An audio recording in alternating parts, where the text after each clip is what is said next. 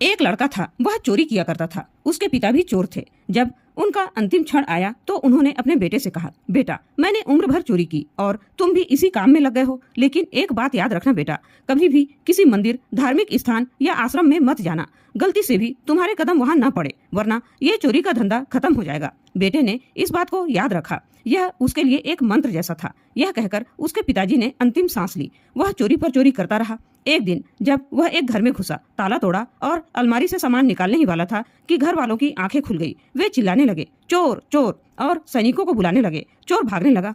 सैनिक उसका पीछा कर रहे थे। भागते भागते वह एक आश्रम में जा पहुंचा। उसे याद आया कि उसके पिता ने सिखाया था कि किसी भी हालत में धार्मिक स्थानों पर नहीं जाना, लेकिन अब वह वहां पहुंच चुका था। आश्रम में सत्संग चल रहा था। उसने सोचा कि अपने कान बंद कर लें ताकि कोई आवाज उसे सुनाई न दे, लेकिन इंद्रियों को रोकना इतना आसान नहीं होता। उसके कानों में एक बात पड़ गई। सत्संग में संत कह रहे थे, देवी देवताओं की परछाई नहीं होती। उसने यह बात सुन ली और वहीं से आश्रम से बाहर निकल गया।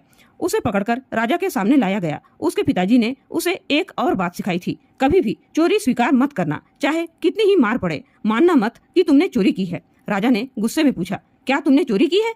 उसने साफ इनकार कर दिया, मैंने कोई चोरी नहीं की। राजा ने सैनिकों से कहा, इसे जेल में डाल दो। जेल में उस पर कड़ी पूछताछ हुई, लेकिन वह मानने को तैयार ही नहीं था। राजा को जब इस बात की पता चली कि चोर चोरी मानने को तैयार ही नहीं है, तो उसने अपने मंत्रियों से सलाह ली। उसके राज्य में यह परंपरा थी कि जब तक कोई चोर अपराध स्वीकार न कर ले तो उसे सजा नहीं दी जा सकती। एक बुद्धिमान मंत्री ने कहा, एक काम करते हैं, पता करते हैं कि यह चोर किस भगवान को मानता है। उसी आधार पर इसे बेनकाब किया जा सकता है। जब पता किया गया तो मालूम हुआ कि वह चोर देवी माँ की पूजा करता है। एक चाल चली गई। एक महिला को देवी के रूप में तैयार किया गया। उसे नकली भुजाएं लगा दी गई, हाथ में मसाल पकड़ा दी गई और एक नकली सिर पर बैठाकर तैयार किया गया। सब कुछ देवी के रूप जैसा दिख रहा था। रात के समय जब चोर जेल में था तो अचानक दरवाजे अपने आप खुलने लगे। पहले से ही सब योजना बनाई जा चुकी थी। नकली देवी सिर पर सवार होकर प्रकट हुई। चोर हैरान रह गया।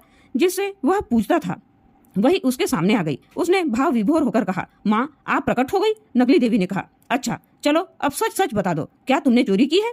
जेल में मसाल जल रही थी, उजाला था। चोर की नजर उस नकली देवी की परछाई पर पड़ी। तभी उसे आश्रम में सुनी हुई बात याद आ गई। देवी देवताओं की परछाई नहीं होती। तुरंत ही उसे समझ में आ गया कि यह सब एक खेल है। उसने हिम्मत जुटाकर कहा, नहीं माँ, अगर मैंने चोरी की होती तो आपको सबसे पहले पता होता। आपसे छुपाने की क्या आवश्यकता थी? बाहर खड़े सैनिक और सेनापति यह सब सुन रहे थे। वे पहले से ही सिर्फ एक गवाही की प्रतीक्षा कर रहे थे। उन्होंने समझ लिया कि इसने चोरी नहीं की है। इस चोर को राज दरबार में लाया गया और उसे छोड़ दिया गया। उस दिन के बाद वह हर दिन सत्संग में जाने लगा। उसका जीवन सुंदर बन गया और उसने चोरी का धंधा छोड़ दिया।